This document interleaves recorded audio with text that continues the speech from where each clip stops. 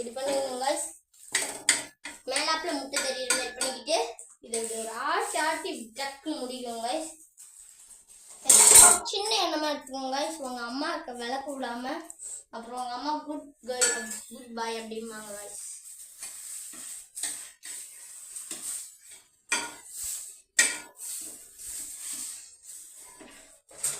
இப்படி ஒரு இது விடாம பண்ணிட்டு தோசை கல்ல கழுவி வச்சிருக்கோம் गाइस.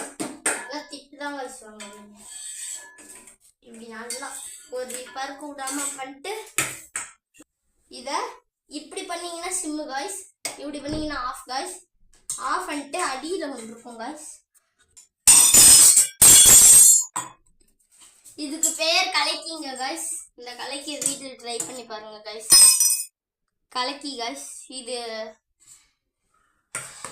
நானே செஞ்சது गाइस.